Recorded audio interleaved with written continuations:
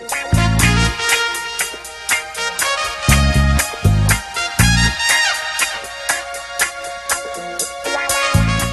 buenas tardes, bienvenidos, bienvenidas. Demos un aplauso a Francisca acá.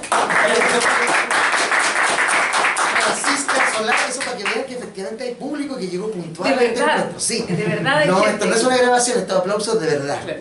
Y estamos aquí para conversar con Francisca Solar de su última novela, Los últimos días de Clayton and Co. Oye, voy a leer una pequeña biografía tuya porque la gente que puede ver el programa después. ¿Quién es esta chica? ¿De dónde salí? ¿De dónde salió? Hace rato que está escribiendo, dice así.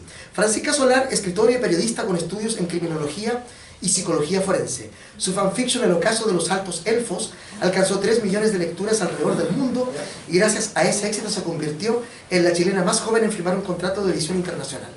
Hasta hoy ha publicado 4 novelas juveniles, 4 libros infantiles y 2 antologías de cuentos en 16 países y 4 idiomas. Esta es su primera novela adulta, dice acá. ¿Ah? ¿Cómo es eso de la primera novela adulta? Contemos para la gente que... ¿Por qué porque tú hiciste, recuerdo, esta... ¿Cómo se llama? La séptima M. Mi primera novela fue. Primera novela esa, sí. Que yo calificaría, no sé si te das cuenta, pero era un poco... Toca algunos temas un poco adultos, ¿no? ¿O no? Sí, a ver, yo soy un poco una pesadilla para el librero. ¿Dónde se fue Mario? No, pero Mario me quiere. Soy un poco pesadilla del librero porque suelo escribir literatura que es difícil de encasillar. Exacto, para los editores y editoras también. Por último el editor dice, ya bueno, pongámoslo por aquí, pongámoslo por allá, pero las categorías, las etiquetas son más bien una cuestión comercial. Es para que las estanterías de la librería estén bien ordenadas y uno pueda saber dónde están los libros. Es básicamente un orden... de verdad, un orden de librería, no es un orden creativo. Sí, sí, sí. Entonces, cuando yo pienso en las historias y desarrollo las historias, no estoy necesariamente pensando en, sí, esta es una historia para 16 años. Eso es bueno porque no frena tu creatividad, sino que tú escribes sin pensar en el público destinatario así objetivo, sino que escribes lo que te gusta primero. Yo imagino, esta es la historia que quiero contar y este es el tono que quiero contar. Y cuando la escribo digo, ya, diálogos. ¿Y esto para quién? ¿Qué tipo de etiqueta le van a poner a esto? Entonces yo muchas veces, sobre todo en los infantiles, yo entrego a mi editor y le digo #vos vela. ¿Vos veis que así con No tengo idea para quién es, si es azul, si es verde, si es rojo, si es amarillo, dime tú. Yo muchas veces le digo, mira, yo creo que es como para esto, pero a veces el editor no necesariamente estaba de acuerdo. En este en particular, dije, ok, por el cierto tipo de descripciones muy explícitas que tiene, más que nada por la cantidad de detalle que tiene, de contextualización histórica, igual requiere un lector atento, requiere una buena comprensión de lectura, etcétera. Por ciertas cosas dije, perfecto, esto es adulto, sí. Ahora, dicho eso, yo tengo un montón de lectores de 14 años que me escriben por esta. Fran, le robé el libro a mi mamá, me lo estoy leyendo debajo de la cama. Esos son los niños y niñas que te han leído los otros libros, ¿no? Claro, además, exactamente. Tengo niños de quinto básico que leyeron Mensajero y se saltaron a este. Y yo, no lo hagas, es que ya lo tengo. Es que ya lo leí, estoy en el hospital ahora. ¿No? Oye, hay una cuidada edición. Las manos. Sí. Esto es una cuidada edición de Planeta. Sí. Vamos a comentar después que la fotografía de la portada es bonito, sobre eso quiero hablar. Cuando uno ve estas ilustraciones de portadas de libros, no sé si a todos les ha pasado, uno dice, ya, sí, pero cuando uno lee el libro sabe que la portada efectivamente tiene N y mucho que ver con la historia, sobre todo con un detalle de la historia que está por ahí. Claro, todo gira en torno a la fotografía de Collodion, ¿no? Ahora, tú lo mencionaste, es una novela que tiene elementos históricos, ¿no? Pero yo diría que tiene elementos históricos como de contexto, porque no es una novela histórica tampoco en rigor. Dije que ahí está como eso que decías tú, pero tiene elementos fantásticos, tiene elementos sobrenaturales, terroríficos, tiene aventura, tiene drama, ¿no? Podría ser, yo lo veía y decía, pues esto puede ser una excelente teleserie o serie de esas como hacen los británicos de 4 episodios, ¿no? Calza perfecto dentro de esa lógica, ¿no? ¿Por qué hacer una novela con estos ribetes de contexto histórico? Porque tú creas este pueblo de Atlas que está cerca de Valparaíso. Ahí dice que en tren está a 2 horas de Valparaíso, ¿no? Entonces uno puede calcular cuántos kilómetros son esos. Está lleno de inmigrantes, también es una novela que toca el tema de la inmigración, entonces hay muchas aristas de dónde abordar. Sí, por eso mi editor está fue difícil decir ya, ¿cómo se presenta esta novela? Porque, claro, yo hablo de terror histórico, pero en realidad para mí, si soy muy franca, para mí esto es un drama con momentos de terror, pero todo depende de quien lo lea, porque hay gente que efectivamente tuvo que leérselo así como a dosis, porque le perturbaba muchísimo el tema, y que seguía ciertas descripciones, entonces se perturbaba un montón, y que con toda lógica, pero hay otras personas que se lo leyeron de una porque no les perturbaba tanto. Entonces la verdad es que yo ya perdí un poco la batalla de ponerle etiquetas a las cosas, además que no me gustan. Cuando yo vendo la novela, cuando la promociono, digo, es una súper buena historia, pero como que no digo mucho más, porque me cuesta decir, es una novela histórica. No es una novela histórica, no tiene mucha historia, tiene mucho contexto histórico, pero no es una novela histórica. Es una novela de terror, no, tampoco, tiene momentos. ¿Es drama? Sí, es drama. ¿Es fantasía? No, en ningún caso. Es súper realista, pero tiene momentos paranormales. Entonces sí, es como que ya decídete, claro. Por eso es lo interesante, ¿no? Que es una especie de pastiche como sí, ¿no? Súper, pero claro, exacto, pero todos esos elementos funcionan y crean una novela orgánica, ¿eh? No es como que guatea o se va, no, sino que todo eso tiene a mí un sentido cuando uno termina de leer y todo calza. Por ejemplo, pistas para los que lo leyeron, ¿no? Hay un tema del parqué en 2 momentos del libro que son súper importantes. Si uno entiende, claro, por eso el parqué aparece 2 veces mencionado a lo largo de muchas páginas, que es igual que cuando uno ve una película, ¿no?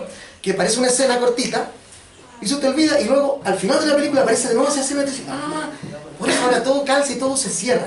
Esos elementos que incorporaste tú en el libro me gustan mucho. O sea, me imagino que tú te acuerdas de esa cosa que aludo yo al parqué. Sí. Que yo incluso había hecho un video en que leía ese texto y dije, no, me estoy cagando, lo borré. Lo alcancé a borrar porque iba a develar un momento importante de la novela. Ahora, ¿por qué elegiste este periodo histórico? ¿Por qué tomar estos elementos de contexto histórico que te mencionaba yo? Porque esto parece que es relativamente nuevo en tus libros, ¿no? Esta búsqueda más histórica, ¿o ya habías hecho en algunos otros ese experimento? No, sí, efectivamente es nuevo. Nunca había hecho tanta investigación antes de escribir una novela. Es primera vez, efectivamente. Ahora, no es que yo haya escogido realmente este momento histórico, sino que yo escogí el tema de la fotografía mortuoria, y el tema de la fotografía mortuoria fue el que me llevó a un periodo histórico en específico. En el fondo no había otra forma de contar una historia que fuese suficientemente verosímil en el contexto de la fotografía histórica, que no hubiese sido a fines del siglo XIX. En el fondo no tenía mucha escapatoria, tenía que ser en esa época. Entonces, ¿fue un desafío en ese sentido? Dije, hay que investigar mucho. ¿Te costó? ¿Fue fácil? No, porque a mí me fascina investigar. Yo soy súper matea, entonces me encanta leer, me encanta pasar horas en la biblioteca. Ojalá me dieran siempre un tema así como, Francisca, investígate esto. Y yo, yay. Entonces pasé mucho tiempo investigando sobre esto, leyendo libros distintos. En internet hay mucho, por supuesto. Memoria Chilena me ayudó un montón.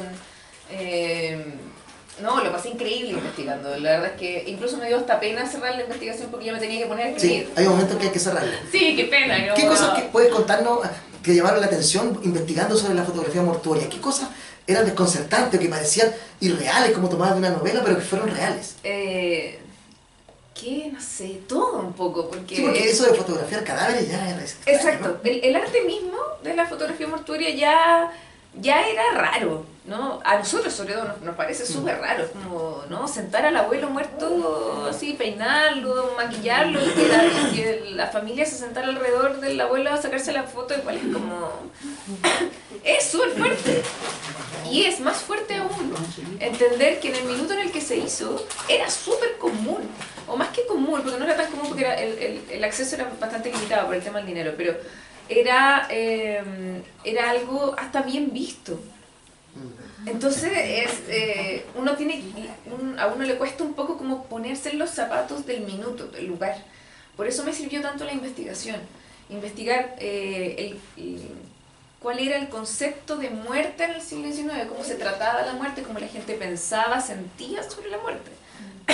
Todo eso me sirvió un montón para comprender por qué se veía a la fotografía mortuoria como algo ceremonial, ritual, era básicamente un homenaje a la persona que moría, mucho tenía que ver por supuesto con la fotografía en sí misma. La fotografía se hace realmente, entre comillas, democrática a fines del siglo XIX, pero en Europa. Obviamente a Chile todo llegaba con muchísimo desfase.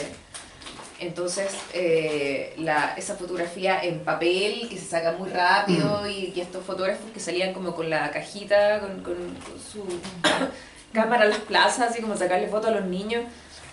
En Europa, probablemente en Estados Unidos, a 1890 eso ya se hacía.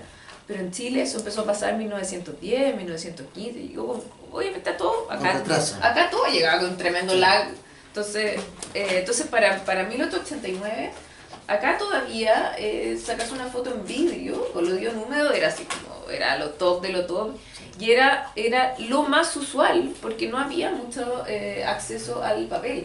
Entonces, toda esa investigación de contexto que tuve que hacer, para lo que más me sirvió, además de la data misma, que llena mucho la novela, para lo que más me sirvió fue para entender, comprender muy bien por qué la fotografía mortuoria tenía el prestigio que tenía y por qué a las personas les interesaba, les importaba tanto sacarse esa foto con su ser querido que acababa de morir, que es algo que para nosotros es como impensable. Para nosotros es muy raro, ¿no? Nadie va con una cámara fotográfica a un funeral, por ejemplo, a menos que sea un personaje muy importante en la historia. Pero ni aún así, claro, entrar con una cámara, claro. No sé, a un velatorio, ponte tú, es hasta como mal visto. Es rarísimo, claro. A menos que sea, como digo, alguien tan famoso o famosa que la gente fotografía y la sube, un homenaje que ha pasado acá. Pero ni aún así, como que uno lo vería raro, incluso uno hasta lo echaría del velatorio, así como que onda la falta de respeto.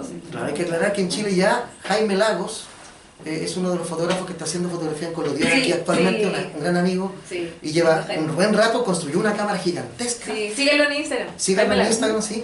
Y él toma fotografías en collodion, y él ha construido su cámara, y él me contaba que para traer los químicos es súper complejo porque tiene que pasar, los militares tienen que visar esos químicos que son peligrosos, y entonces son inflamables, y él tiene que hacer toda una serie de trámites para ingresar los líquidos que le duran 6 meses o qué sé yo.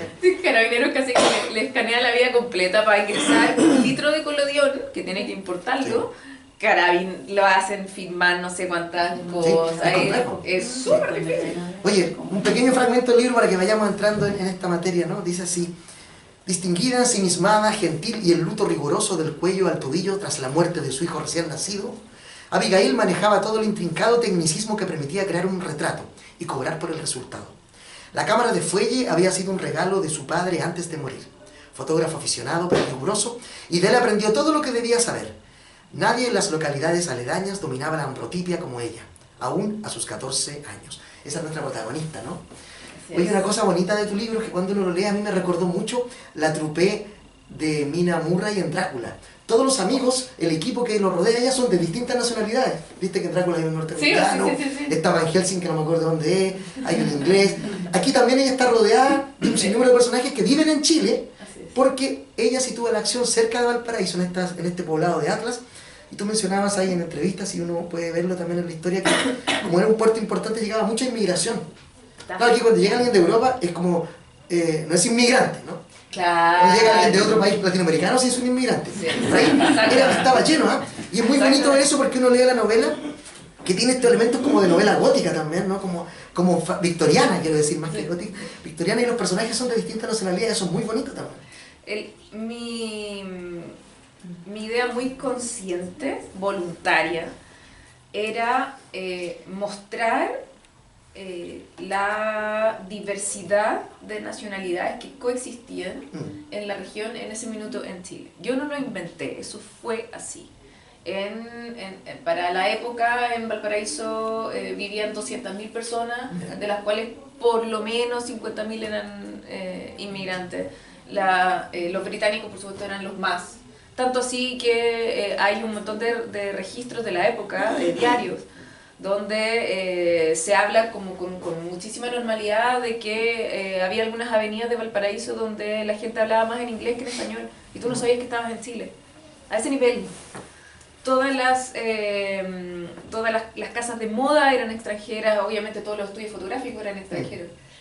Los colegios estaban dominados por extranjeros, todos los profesores se traían de afuera, todos los abogados eran extranjeros, etc. Las grandes, no eran sino como las profesiones más distinguidas eran todos extranjeros. El gobierno chileno agarraba puro extranjero y los traía para acá. Hay que armar tal edificio, tales casas y no sé qué, al francés de allá, al alemán de acá, a eso hay que traerlo. Hay que armar la educación en Chile y no sé qué, bueno, traigamos al británico de acá. Estábamos llenos de extranjeros, pero como tú bien dices, desde ese momento, incluso desde antes, si el migrante viene de Europa, bienvenido, por favor, adelante, pase usted, aquí le tenemos casa, usted es lo máximo. Pero cuando el migrante viene de otro lugar que no sea Europa, con la punta del zapato. Es interesante porque también aparece un inmigrante europeo acá un poco indeseable. Es bonito eso porque está lleno de europeos, pero hay uno que incluso es peligroso. No quiero contar más porque no va a arruinarle un poco el libro. Porque en todo lado se puede hacer nada. Claro, de la mitad del libro no hice ningún... Los post-it llegan hasta un momento porque más adelante el libro, todo lo que diga puede arruinarles un poco la lectura. Spoilear, claro. Mira, dice así: Abigail quería creer que el ama de llaves era una buena mujer, que lo había sido, que no hubiera querido asustar a nadie. Tampoco. No sería su intención, estaba segura. Necesitaba estar segura, pero sus dientes rechinaban de duda. Juntó sus piernas con fuerza para no orinarse, como ya le había ocurrido en la sesión de los Sherman hacía 2 semanas. Emmet la golpearía si manchaba el piso del parqué.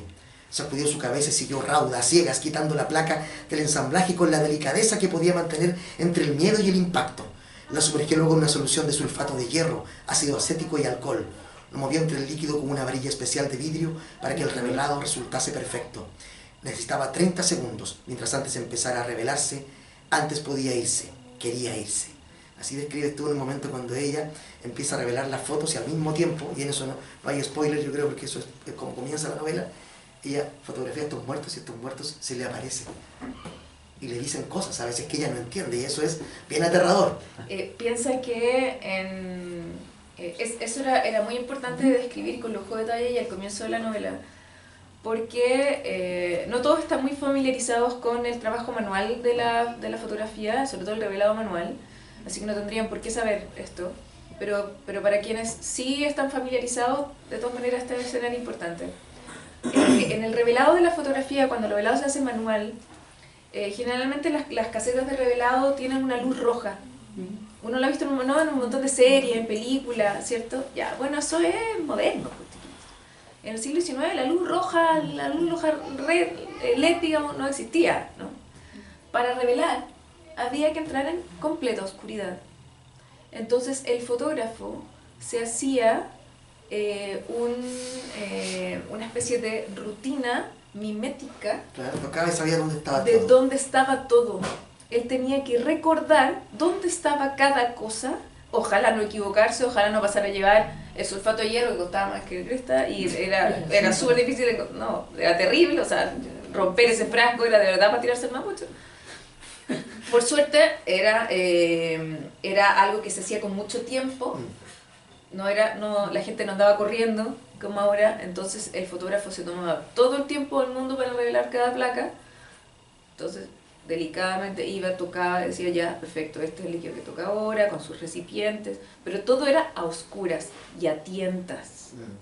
Entonces eso lo hace, claro, lo hace aún más, yo al menos le di todavía más valor al revelado de una placa en aquellos momentos, o sea, porque era todavía más difícil hacerlo. Y por otro lado lo hace también súper terrorífico, porque el solo hecho de estar en la oscuridad más absoluta, porque no puede entrar ni un gramo de luz, solo la oscuridad ya es terrorífico para un montón de gente. Aunque no se te aparezca nadie, aunque no pase nada, solamente estar en una caseta absolutamente oscura ya es... Claro, además la caseta que ella usa, la protagonista, es bastante pequeña también. Además, ¿no? Imagino yo que, bueno, cuando tú contás esto de que la fotografía y los líquidos, nosotros los que tenemos más de 50 trabajamos así. Yo revelé fotos así en cuartos oscuros con luz roja, entonces es bonito. Lo que uno cree que todos saben no es así porque la gente muy joven no tiene idea de esos procesos. Y imagino que Como si esto, el olor era fuerte, todo, estos químicos antiguos han sido incluso más letales tal vez para las personas, no sé. Tal vez respirar todo eso mucho tiempo no se usaban mascarillas ni nada. Nada, Sí. nada, por supuesto. Bueno, y aquí este personaje tuyo, de Abigail Clayton, es la protagonista con la que vamos de la mano en esta historia, que es, todo el rato pasan cosas interesantes, ¿no? Y las descripciones que hay son necesarias para contextualizar, es importante, y uno se va sumergiendo en este universo. Aparte de ese grupo, decía yo, multiétnico, ¿no es cierto?, plurinacionalista o nacional que tú pones alrededor de ella, otra cosa importante son las mujeres que la acompañan. A mí el personaje que me gustó mucho fue Sor Paula. Yo creo que ella merece el favorito novelas. de la gente. Es que yo creo que es encantadora y que yo creo que debería haber unas novelas respecto a... Claro, además yo siento que, no sé si tú lo has pensado, te lo han dicho o lo hiciste conscientemente, tal vez este poblado de Atlas podría ser protagonista de varias otras novelas. Sí, lo sé, me han dicho, ya pues el universo... Sí, porque todo indica que podría ir para allá perfectamente, ¿no? Hay personajes que están ahí revoloteando. En realidad yo creo que los personajes que la rodean a ella, el italiano, está la Sor Paula, la otra, ¿cómo se llama? La marquesa, son realmente notables esos personajes y uno siente, utilizando términos muy actuales, no por decir que ellas también, hay una cosa de sororidad respecto a la protagonista también. Que antes uno no usaba esas palabras porque no las conocíamos, ¿no? Gracias a usted esas palabras se han puesto de moda, afortunadamente. Y yo siento que hay eso, también hay un apoyo ahí. Gracias, y cuesta que el personaje, y va y la ayudan, y bueno, no vamos a contar más, pero pasa por miles de problemas gravísimos, muchos de problemas gravísimos, ¿no es cierto? En que van a ver ustedes al final si logran superarnos todos o no. Obvio. Sí, quiero, justamente de lo que tú hablas, me encanta que lo hayas dicho, gracias. Porque está hecho adrede, está hecho conscientemente así. Y también lo dije en una entrevista. Yo me tomo muy en serio mi rol social en la literatura y en el fomento lector. Y dentro de el movimiento feminista, una de las muchas luchas del movimiento feminista es la representación de las mujeres en el arte. Tanto desde el punto de vista desde la autoría, ¿no? Desde la ejecución del arte, como dentro del objeto del arte. Sobre todo en literatura, han salido a la luz estudios súper preocupantes que no nos sorprenden en lo absoluto, pero al menos ya está hecho, está puesto, aquí está, los estudios están, donde se muestra claramente que en la literatura mundial las autoras están en minoría respecto a los autores, es decir, hay muchas menos mujeres publicadas que hombres publicados, y como protagonistas en la literatura de ficción mundial también. Las mujeres están en muchísima menor representación que los hombres. Entonces, cuando yo supe eso, no había terminado de dilucidar todos los personajes de mi novela y dije, ok, creo que esta es una muy buena historia para hacer algo al respecto, para poner mi granito de arena. Y si bien yo podría haber hecho personajes masculinos y me acomodan un montón, dije, no, los dos personajes que son fundamentales para Abigail, que son su apoyo máximo, van a ser mujeres. Y son muy distintas ambas. Son, exacto, pero al mismo tiempo tienen cosas que las hacen muy parecidas. Claro, como que hay una relación de amor y odio entre ellas, ¿no? Al principio, que es bien interesante. Sí, porque están muy bien pintadas cada una con sus características. Sí, pero y solo para cerrar lo que tú decías, el tema de la sororidad, que creo que es súper importante. No solo me interesaba que dar representación a personajes femeninos en la novela, sino que también me interesaba que la relación entre las mujeres en la historia pudiese representar muy bien este concepto nuevo para muchos, que es el de la sororidad, que para nosotras no es nada nuevo, pero sí es importante que lo comuniquemos lo más posible. Entonces yo no hablo nunca de sororidad en toda la novela, jamás lo nombro, pero tú lo percibiste. Para mí eso es como así a checklist. Claro, por supuesto. Bien. Otro fragmento cortito, ¿no? Dice, Abigail titubeó. Las mortuorias eran mucho más lucrativas. Las fotografías mortuorias se refiere. Y era cierto. Necesitaría el dinero, sobre todo ahora que el doctor estaba imposibilitado de ejercer hasta nuevo aviso. Sin embargo, cada revelado era una tortura que ella no sabía cuánto podría resistir. En cada sesión el espíritu del retratado flotaba en la oscuridad por unos minutos, lapso eterno que Abby había asumido como un silencioso sacrificio. Si quien posaba era un niño, al menos permanecía en silencio, pero los adultos casi siempre tenían algo que decir en las sombras, aunque esas palabras no tuviesen ningún sentido para ella. Pocas almas preferían callar. A veces vomitaba de espanto en el patio de atrás justo tras una sesión, asegurándose de que nadie la viera. Ya había dado demasiados problemas a Emmett, como para además confesar a él o a cualquiera que los muertos se le aparecían. Hay otra cosa en la novela, está mucho esto de la... Bueno, porque la muerte está presente, habla mucho de orina, heces y vómitos, ¿no? Que habitualmente la gente no sabe que son cosas desagradables, pero que suceden al momento de morir. Con tus estudios, ¿no es cierto?, de forenses, tú sabes mucho más de eso que nosotros al respecto. Sí, y eso que podría haber sido peor. Está suave. Sí, de hecho está suave. Algunas, no todas las descripciones, hay algunas descripciones en las que fui, dije, ay, voy a poner esto, así, a ver qué me sale con esto. Pero sí, es cierto, cuando uno realmente estudia todo lo que sucede en el cuerpo humano luego de morir, se van para atrás, chiquillos. La cantidad de cosas, de verdad que es... yo lo encontré fascinante, debo decirlo, yo lo pasé muy bien. Me gusta también ese tema. Oh, líquidos, ¿de cuáles? Así como, yo ni un problema, pero yo sé que es súper perturbador, lo sé. Entonces, insisto que esa era la parte que yo dije, sin ser terror, va a ser espeluznante, perturbador para muchos. Claro.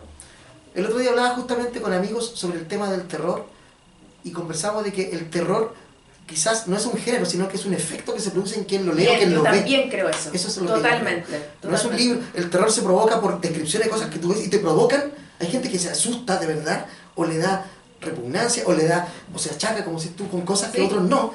Y entonces están leyendo un libro de terror para Yo ti. estoy completamente de acuerdo. Para mí el terror está en cada uno. Es la experiencia de uno frente a un texto, frente a un suceso, frente a una imagen. Lo que a mí me da miedo no tiene nada que ver con lo que le da miedo a ustedes. Cada uno de nosotros le tiene pánico a algo específico o lo perturba algo específico. Entonces el terror, claro, es muy difícil creer que uno va a hacer algo en el que todo el mundo se va a asustar. Sí. No, es difícil, es muy difícil. Entonces, yo traté de ser súper rigurosa con algunas de las descripciones, porque yo sabía que si bien algunos se iban a asustar, a otros les iba a dar asco, otros se iban a perturbar, otros lo iban a disfrutar, igual que yo. Eso sucede. Excelente. Por ejemplo, aquí hay un fragmento, ¿comieron o no? Es así, al morir cuando el corazón ya no bombea, la sangre deja de correr libremente por el cuerpo y una coagulación masiva se activa.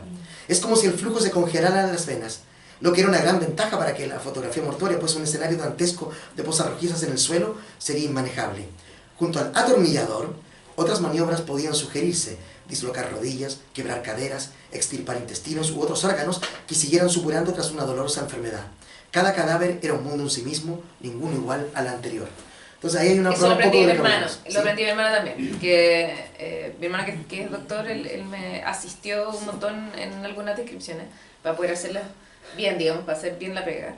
Y efectivamente, si bien uno puede establecer ciertas cuestiones que son transversales a todos los cadáveres, a cualquier persona que muere, se establecen ciertas transversalidades que suceden sí o sí con el cuerpo en las siguientes 24 y 48 horas. Hay cosas que suceden sí o sí. Pero hay otras cuestiones que son muy depende. Depende del cuerpo, depende de la edad, depende de si, no sé, si eres bueno para tomar o no, depende de tu salud, depende de si te moriste en verano o en invierno, depende de si estás en Antofagasta o estás en Punta Arenas. Todo afecta. Todo afecta. La humedad, ¿no? Me imagino. Exacto, todo, todo afecta. Entonces, lo que yo intenté hacer fue muy agarrarme de esas transversalidades, a cosas que yo sé que suceden sí o sí, pero también fui dándome ciertas libertades de acuerdo a las cosas que mi hermano me iba diciendo de que, mira, esto no es usual que pase con un cuerpo, pero podría pasar. Yo, ese me gustó. El podría pasar me gustó y lo pongo lo aquí y acá. Claro. Obvio, exactamente. Sí, yo le decía, Ricardo, ¿qué es lo más extraño que le puede pasar a un cuerpo? Entonces, mira, esto yo una vez vi, esto no urgencia, no sé qué, y yo así, eso todo el rato se lo voy a usar. Ya tiene muchas de esas cosas están acá. Oye, y aquí es interesante, una vez más leyendo tu novela uno se da cuenta que los los verdaderos malvados, los monstruos no son los fantasmas, sino que somos los humanos. En particular, en este caso, un hombre, un malvado. Aquí hay un malvado de tomo y lomo, ¿no es cierto?, que si recibe o no su merecido lo sabrán si leen la novela. No lo puedo decir. No puedo decir si estuve feliz o triste, porque no les voy a contar. No voy a dar el spoiler. No puedo dar ese dato, pero véanlo, hay un malvado así, pero malo, sí, malísimo. Algo que ha sido muy grato de leer de ustedes, de los lectores, es que muchos me escriben por interno y me dicen, Fran, hace mucho rato que no odiaba tanto a alguien como odié al... Y yo, bien, porque eso es un tremendo piropo para mí. Es muy difícil hacer eso. Yo no sé no sé si lo saben en el fondo, pero crear un personaje que la gente quiera es más fácil que escribir un personaje que la gente odie. Y además que no quede tan cliché, que no claro. quede tan, ¿no? Que no parezca tan empaquetado. Es difícil, es súper difícil. Entonces, que realmente la gente me diga, sí, lo odié, o sea, que de verdad se conectó con el personaje, es fascinante. Yo digo, ya, o sea, lo logré, o sea, está bien hecho. Además que se va construyendo dentro de ese personaje, no se van revelando cada vez más datos, uno dice ya es mala onda, pero después es más que mala onda, es malísimo, es horrible, y ahí va creciendo en su maldad este personaje. Dice así: en esos segundos en que la luz entraba de lleno por el lente a golpear la placa sensibilizada dentro de la cámara, Abby siempre sentía que se detenía el tiempo. Era un extraño momento lúcido, sentía el poder de un dios. Todos los cuerpos a su alrededor dejaban de moverse, incluso de respirar. Por 13 segundos, cada humano vivo en el estudio simulaba estar muerto, o al menos ponía su existencia en pausa, para así mimetizarse con quien, en mitad del grupo retratado, forzaba a lo que quedaba de su materia a servir a un propósito. El propósito de perdurar. Crear un recuerdo era el resultado de una producción minuciosa y la calidad de la fotografía aseguraba la perpetuidad de la memoria colectiva. Clayton & Co. vendía eso. Las personas podían morir, pero las imágenes no. Y esto es muy bonito, ese párrafo, porque habla un poco de la cualidad de las imágenes. ¿Por qué tenemos fotografías de la gente que queremos o que ya no está? La fotografía tiene esa cosa como de animismo, ¿no? De animista, de como que la gente le habla a las fotos, ¿no? Es muy bonito. Y ahí, eso yo quería rescatar también, esto una también al mismo tiempo que una historia terrible, que hemos dicho, con ribetes de terror o de elementos fantásticos sobrenaturales, también es un homenaje a la imagen, ¿no? Sí. A la fotografía. Sí, totalmente. Es un cariñoso recuerdo de eso. Mientras hacía toda la investigación sobre fotografía mortuoria, fui anotando, o sea, no solo los datos que me servían o la parte de la historia que yo quería usar, sino que iba también anotando mis propias reflexiones sobre la fotografía y sobre la muerte, las reflexiones que yo iba teniendo. Y fue impresionante cómo un montón de cosas que yo no había reflexionado nunca, las tuve que reflexionar a partir de la investigación para escribir esta novela. Todas esas reflexiones están ahí, digamos, que yo las puse en la cara y en la voz de Abigail, pero son mías en el fondo. De esto de por qué idolatramos tanto la imagen. Hoy día estamos viviendo un momento en el que la imagen es súper desechable, que nos podemos sacar 17 selfies y buscamos cuál es la mejor y 16 las borramos, digamos. Es todo súper desechable, es cierto, pero igual hay un culto a la imagen que es súper fuerte, súper fuerte. En aquel momento, como no existía la posibilidad de sacarse 16 selfies, sino que la foto que te ibas a sacar en esa placa de vidrio era costosísima y además era la única que iba a tener tu familia en toda su vida, era realmente ceremonial, nos vamos a ir a sacar una foto, o sea, como... así, ¿no? En silencio, todo, por eso estaban pero con su mejor pilsa de domingo, todo era demasiado especial porque sacarse una foto esa foto iba a estar puesta en el living de la casa, como el objeto más preciado de la casa iba a ser esa foto. Entonces, el culto, en ese minuto, el culto a la imagen era también el culto al objeto. Realmente parecía que la persona vivía en el objeto, ¿no? Todo ese rollo súper como tribal de que sacarse una foto te roba el alma, no sé si lo habían escuchado. Bueno, es algo, está presente en un montón de culturas, ¿ya? No es solamente temas como de tribus, digamos, sino que está en un montón de culturas. Y yo me topé con algunos ensayos no de fotógrafos, pero de gente ligada a la fotografía, donde se hablaba un poco de lo mismo, de que la gente que se sacaba fotos, y sobre todo cuando comenzó la fotografía, estamos hablando de 1840, o sea, 1830, 1840, el daguerrotipo, que fue el primer tipo de fotografía que existió, requería tanto tiempo de exposición, uno tenía que estar media hora frente a la cámara, era tanto tiempo que la gente realmente llegaba a pensar que la cámara le absorbía algo, digamos, porque estoy aquí todo el rato y es como, ¿cómo es posible que sea tanto para que quede en imagen? Pareciera que me roba un poquito de alma para que mi imagen salga en un pedazo de vidrio. Entonces había gente realmente que pensaba eso. Claro, que no es primera vez que la tecnología se asocia a una cosa mágica, porque imagínate, magia. Para nosotros todavía hay gente que no sabemos bien cómo funcionan los computadores todavía, ¿no? ¿Cómo puedo mandar una película, un video? La nube, ¿no? La nube, ¿qué son? Claro. Uno lo entiende, sí, pero a ver, explícamelo de verdad cómo funciona realmente. Yo creo que no hay nadie menos que alguien que haya fabricado algo de eso, no sé. Me imagino que la gente que estaba media hora frente a la cámara parecía que era mágico, ¿no? Como algo dibujar mi cara y está allá, y no estoy yo, estoy acá, pero era rarísimo. No, ya más que imagínate que el fotógrafo sacaba la placa y en la placa no hay nada. Y después de verdad magia, ¿no? Aquí no hay nada, y sale la imagen, o sea, sumergido en líquido y qué sé yo. Eso es mágico, mágico, claro. Absoluto. Era extraño. Entonces, no es raro que en este contexto de fotografía tú hayas puesto este halo sobrenatural, ¿no? Que se va creando. Lo que me gustó también es que todo eso sobrenatural va lentamente desgranándose y no es tan evidente todo el rato, ¿no? Porque de repente hay una frase, a ver, ¿cómo leí bien? Claro, algo respira detrás de ella. Es literal, claro, y era literal. Un fantasma respiraba detrás de su hombro. Y ahí uno se empieza a dar cuenta de que ella, nunca se dice hasta bien adelantada la novela, la frase, ella ve muertos, ¿no es cierto? Ella lo ve, ella mismo dice que esa frase no se quería decir porque al decirla como sonaba tan terrible, entonces todos evitan decir eso, aunque todos lo saben. Exactamente. Y si te fijas, si bien es algo importante para la trama, es algo importante para la historia, esto que Abigail en el fondo vive y siente, como bien tú dijiste al principio,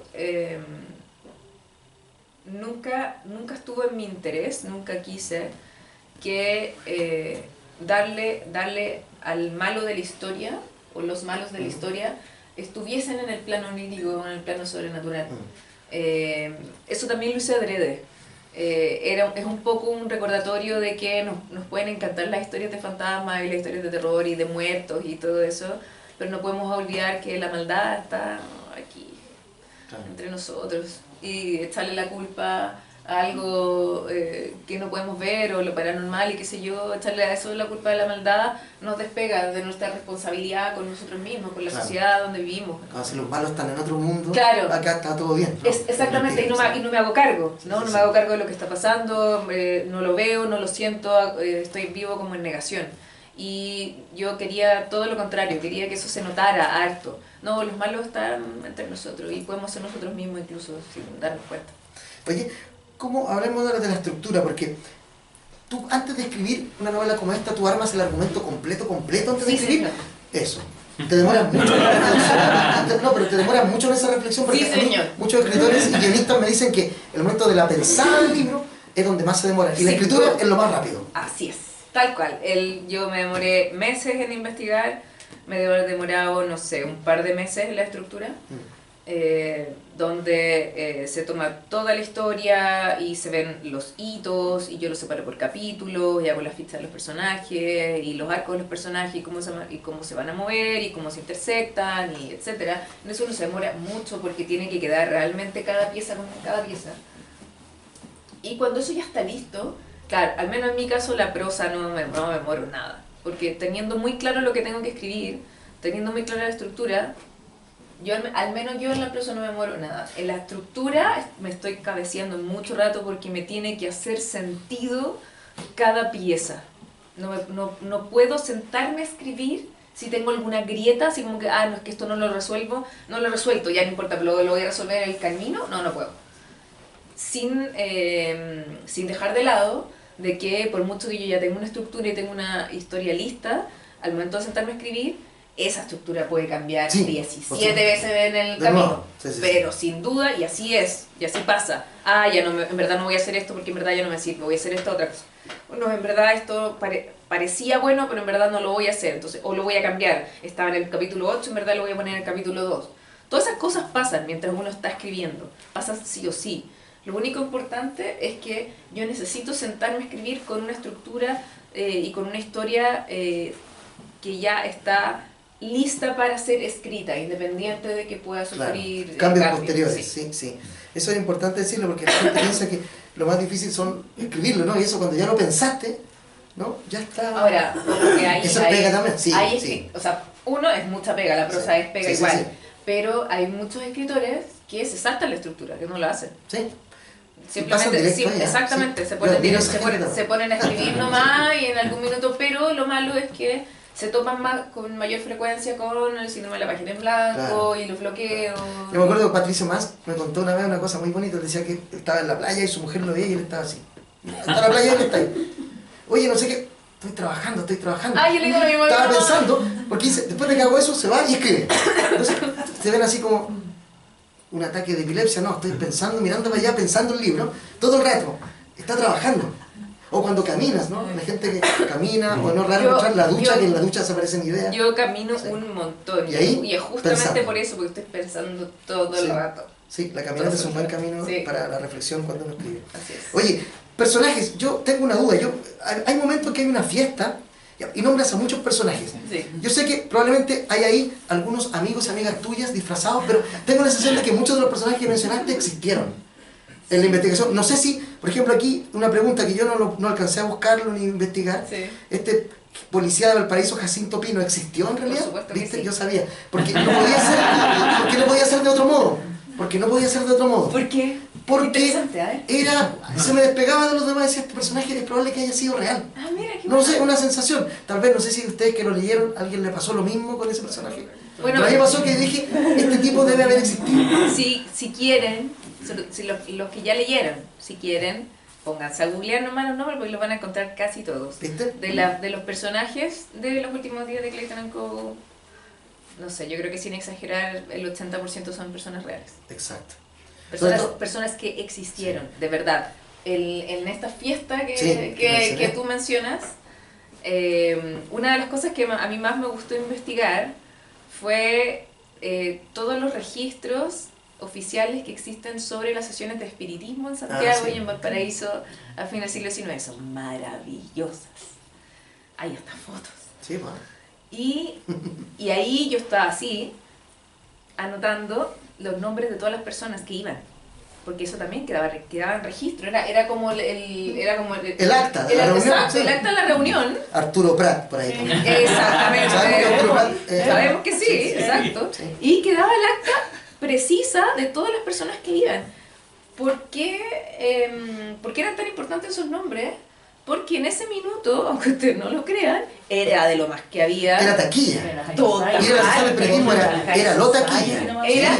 Era lo máximo ir a una sesión de espiritismo y además tenía que ir también con tu mejor pizza domingo porque era casi como ir a la ópera, ir a la sesión de espiritismo. Exacto, era lo que se llevaba. Y iba la gente con más plata en Santiago y en Valparaíso. Entonces nosotros habríamos ido. Claro, la clase media no estaba invitada a eso. No estaba invitado ahí. Entonces tuve ahí puros nombres rimbombantes, la gran mayoría también inmigrantes o descendientes de inmigrantes, ¿sí?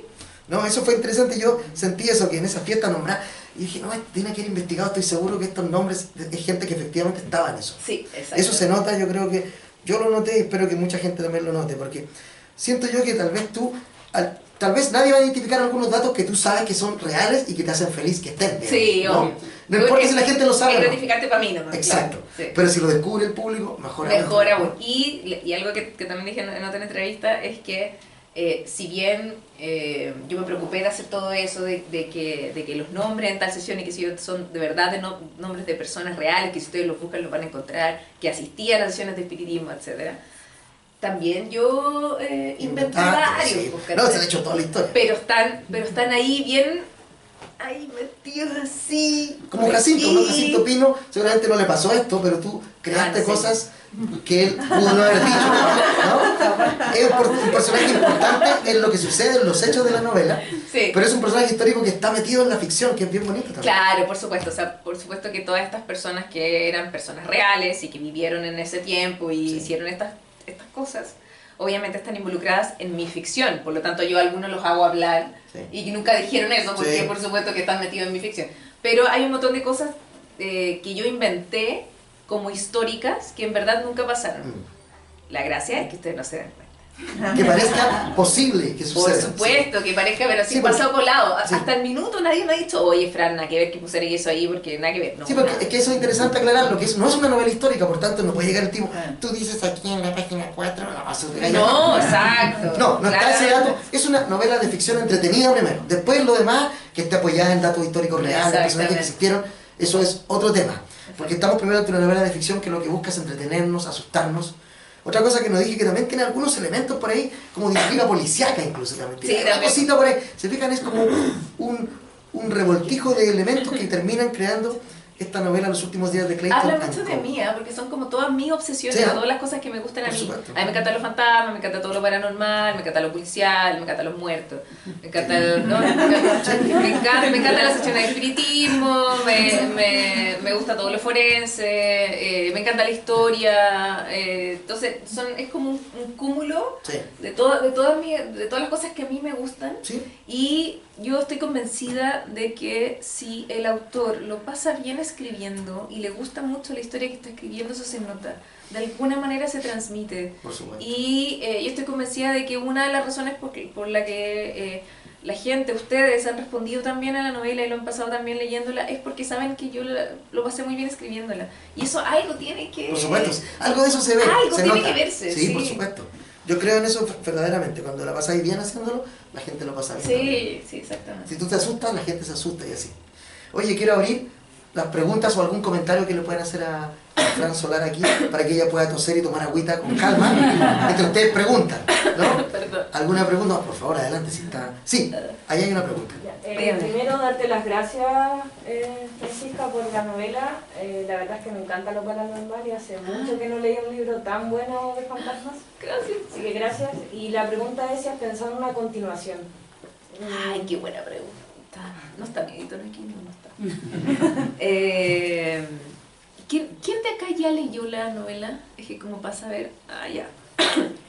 Allá también, dos personas. Ya, entonces no voy a dar, sin dar spoilers. A ver. Por favor.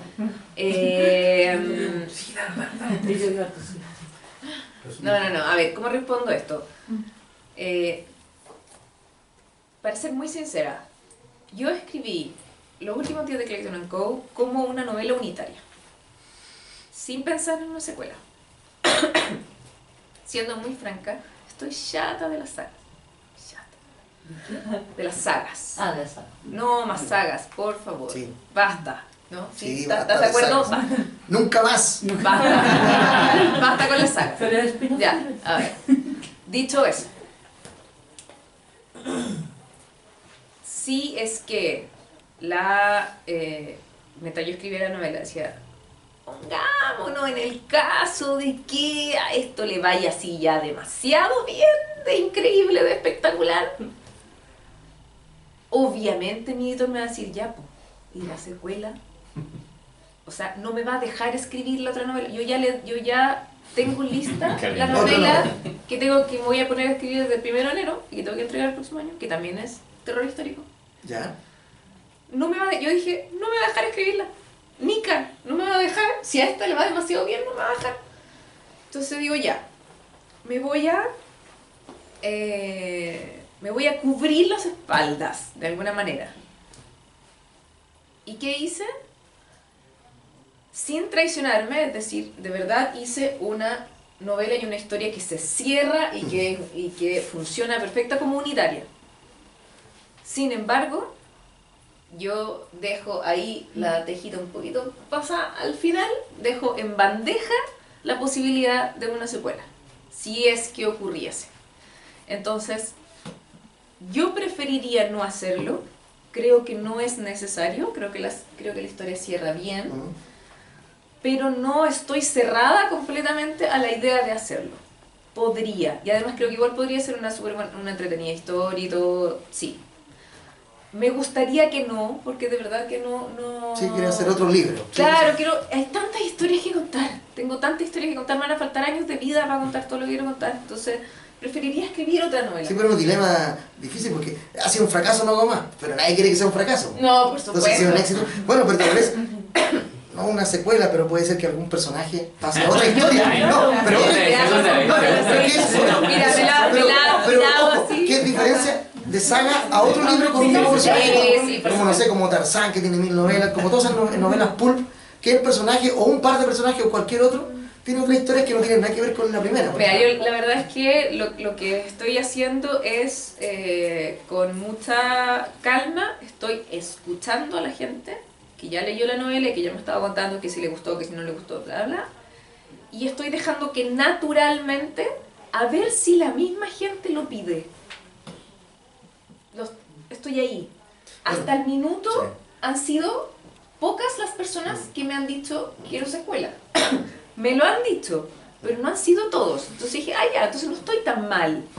De esto de que la historia cierra bien, que es unitaria y que no necesita secuela. Un esa libro es la verdad. reciente también, tiene cuántas semanas de Nada, 2 semanas. Es un libro joven, mira, jovencito, chiquitito. Así que no me cierro, por supuesto, a la posibilidad de hacer secuela, pero yo preferiría que no, porque tengo muchas historias que contar.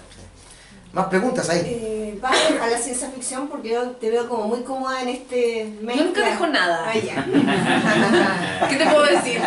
Nunca dejo nada. Más que nada porque como yo no creo en los géneros como jaulas, como bases, para mí los géneros son herramientas dentro de una historia, entonces yo perfectamente puedo mezclar 2, 3, 4 géneros en una sola o pasarte historia. de uno a otro. Pero sin duda, exacto. Yo me siento con esa libertad creativa. Siempre me he sentido con esa libertad creativa. Entonces yo no dejo géneros, no dejo estilos, no dejo voces atrás. Están ahí. Simplemente yo voy viendo qué tomo, en qué minuto, qué me sirve, para qué historia.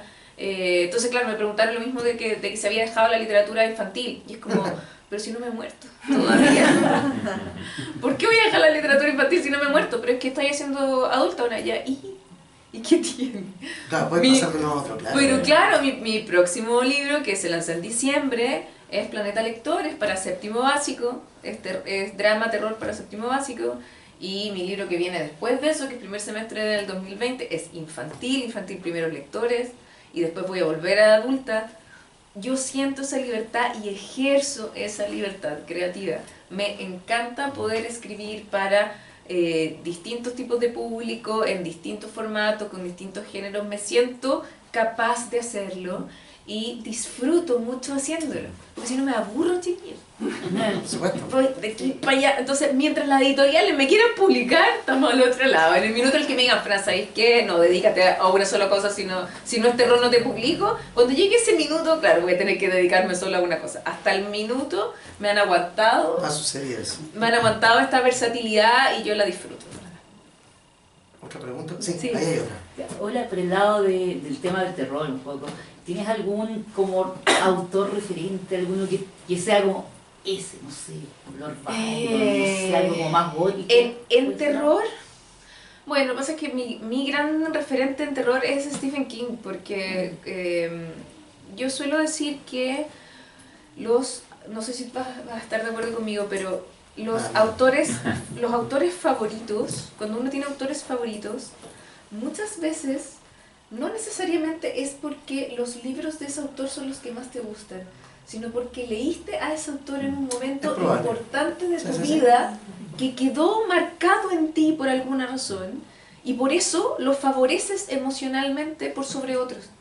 Entonces, yo diría que lo último que he leído de Stephen King, o sea, los últimos 2, 3, 4 años, es horrible en comparación a sus primeros trabajos, a todo lo que yo leí de lo ochentero Stephen King, es maravilloso.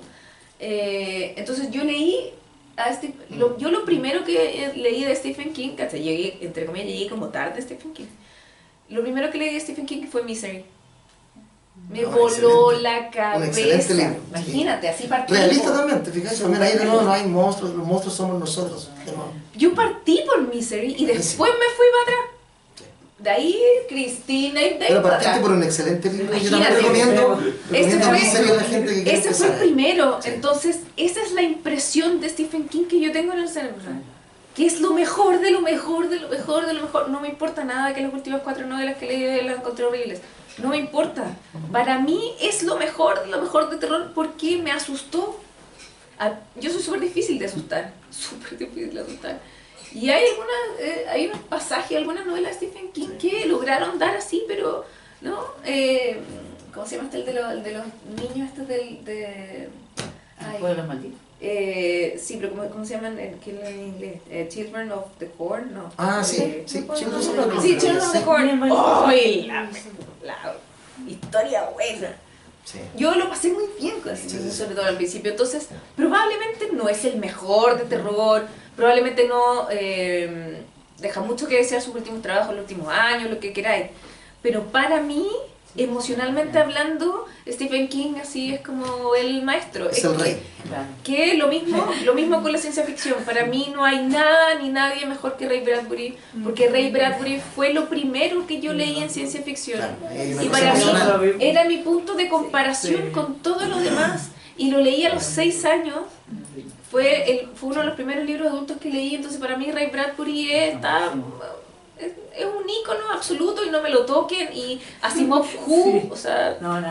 Sí, pero es por eso, yo creo más... El público reacciona. Sí, la reacción del público me apoya muy bien. Sí, mira, Yo creo más en la forma en la que uno tiene de escoger favoritos, dependiendo del momento de la vida en la que descubrió a cierto Sí, autor, por supuesto. en lugar de simplemente hacer como una planilla Excel de obras y a ver si son buenas o no son buenas y así elijo a mi favorito. La verdad es que yo tengo una forma más emocional Sí, sí, sí. de escoger a Sí, mi yo estoy favorito. de acuerdo en ¿Y has eso. leído autores chilenos? ¿Más autores chilenos? Hay unos compilados de cuentos Sí, que son súper buenos, los Mare Monstrum, los cuentos no sé cuantitos que son de Trillas del Sur. hay Que uno son que me gusta buenísimos. mucho que es de Thomas Harris. Oh, Harris es excelente. La historia del miedo de Es excelente. Excelente. Es- Los 2 libros que tiene de cuentos, Thomas Harris, son brillantes. Sí, ¿no? sí, hay un cuento ahí que me fascina que se llama El Mueble y de hecho me gusta tanto que lo uso en algunos talleres. No, sí, Harris, concuerdo contigo, ha logrado con pequeños elementos. Sí. Hay un cuento que no recuerdo el nombre ahora, que es de un tipo viendo una niña que se está bañando, Ah, por que es supuesto. increíble. Ese cuento la cagó. No tengo otra palabra para expresar. Es Sí, brillante si no, porque con si no poco... han leído a Thomas Sí. Harris, léanlo. Lea, no son libros, afortunadamente son Son 2 libros cortitos. cortitos y baratos. Están, Sí. y creo que están acá en que Leo Forestal. Y si no, van a estar mañana mismo domingo. Vienen mañana domingo a las 10 de la mañana y van a estar acá al frente. Porque están, no, en verdad no están. Sí, eso. Oye, yo quiero agradecerte, Fran, por estar con nosotros hoy día. De tu lecho de enferma se levantó, dijo, no, yo voy igual, dijo. Dije, Tengo fiebre y todo. esperándome, no Mira, importa, si tiene llego. fiebre y todo, está aquí con nosotros. Yo recomiendo Los últimos días de Clayton Co. para encontrar una novela de aventuras, de entretención, una novela de terror también, sobrenatural, una intriga ahí que se va desarrollando limpiamente, que uno lee rápidamente también, se agradece eso. Lo puede leer en la micro, ¿no es cierto? Rápido, a la hora que la gente en Santiago tiene que ir a su trabajo, 40 minutos, 1 hora. Lean libros en la micro, no se aburran como el resto de la gente que va mirando el techo. Es un libro totalmente recomendable. Quiero felicitar a la Fran por esto. La fotografía no hablamos de esto, pero cuando le lean van a descubrir por qué no tienen las caras. Eso también es un dato ahí terrorífico que está dentro del libro. Ya lo oscuridad, ¿no? No, ojalá fuera así. Fran, te agradezco mucho que hayas estado con nosotros, De nada. enfermita igual hoy día. De nada, de Esta nada. es tu casa como siempre. Sí, encantada, gracias Mario por la... Mario, Gracias Forestal. por Claro, la- les agradezco a por la todos invitación. ustedes que hayan estado aquí también. Hay mucho público, no es habitual que llegue tanta gente así. Eso demuestra que el interés que demuestra el libro entre tu público, entre las lectoras y los lectores. Eso. Muchas gracias. Démosle un aplauso fuerte. Si lo saben, vengan a buscar libros aquí a Caleo Forestal en Merced 76. Muchas gracias.